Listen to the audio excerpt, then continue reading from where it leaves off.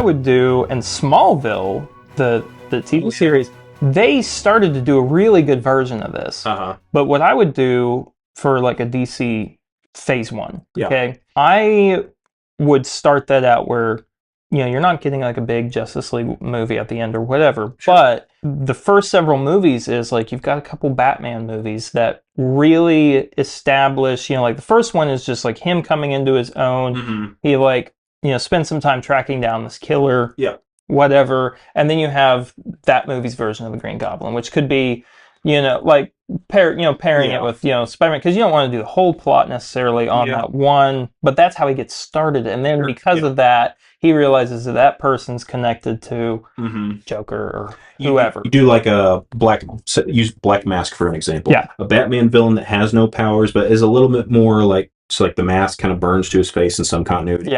So have that as a more fantastical thing, but it's not supernatural and it's not like this metahuman threat. It's still a crime drama at the end of the day. So you do something like that. Yeah. And then you could do a Superman movie, but it's him still in Smallville. So he's not made the big news yet. So it would make sense why Batman hasn't heard of him. And maybe he's, you know, handling some of it. Maybe he has to go off world to do something like whatever. But you take some time to let these characters grow up a little bit. Start them in their early 20s. Like Wonder Woman in Themyscira as a young 20-something-year-old-ish. And put them on an adventure on their home turf, maybe. On their home turf. And do this other, so. And then like the Batman, or, you know, just DCU Batman 2, you know, like Iron Man 2, Batman 2. You start to tie in some things similar to what Phase 1 of the MCU did. You start to kind of tie things together a little bit. You hear reports of these other characters. Oh, there's this person with superhuman abilities out in Kansas. You know, so a red blue blur, you know. Smallville thing, and I'm actually just watching Smallville for the first time. Oh, nice. I started last year. Wait till you get to their Justice League, not Justice League.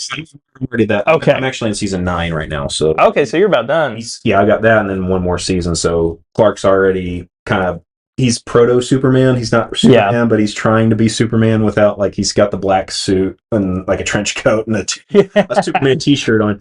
But that's great. So he's dropped like the red blue. He's just the blur now. So there's all that's going on. What they did on Smallville is actually kind of interesting, because you always see like Smallville, Kansas, and then Metropolis. I think in the DCU, it's in New Jersey, and usually historically it's like somewhere on the coast. It's supposed to be like a replacement for New York City, basically.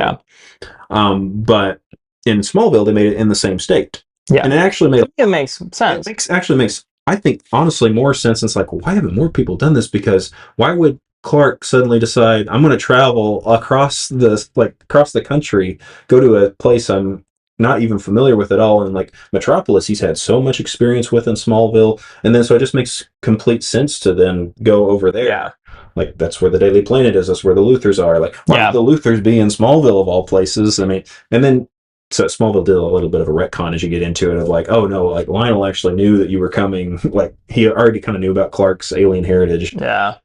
Pre like the beginning of the show. That makes so that's something I'm kind of like, well, that's kind of a stretch and a weird way to go about it, but okay.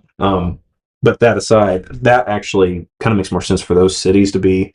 I never liked in the DCEU that Metropolis and Gotham were like next neighbors.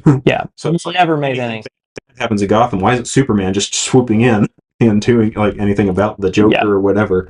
Well, and that's kind of the whole thing, is like, regardless, I mean, Superman can fly out of the stratosphere and hear anything and just swoop in and save the day. So why do they need more than one superhero? And I mean, and that's also the complaint that you'll hear people say about the MCU is like, Iron Man 3, where are the rest of the Avengers when the president was when he was under attack? And then Hydra was revealed in Winter Soldier. Where were all these characters? You just kind of have to rationalize that these events are probably happening at about the same time. And also it's like, oh, this thing happened like within like 2 hours, and you expect all these heroes to just either both know about that and then show up within that amount of time. I mean, Captain America can't fly unless he's like in the Quinjet or something. But so you do have to stretch a little bit, but that's the comics. Like, not every Batman comic's going to have Superman in it.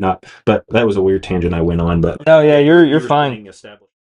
Thanks so much for checking out that clip from our podcast, The Assembly Cut. Always be sure to tune in and check those out, either here on YouTube or on Apple Podcasts or Spotify or your favorite podcasting app of choice. Before you go, remember to hit that like button, subscribe, and hit the bell icon to get notified when new videos, new clips go live on this channel. When you do that, it always helps us out and we greatly appreciate it. Go down in the comment section and let us know what you thought of the topic we discussed here today. Hope you all have an awesome and a fantastic day, and we'll see you in the next video.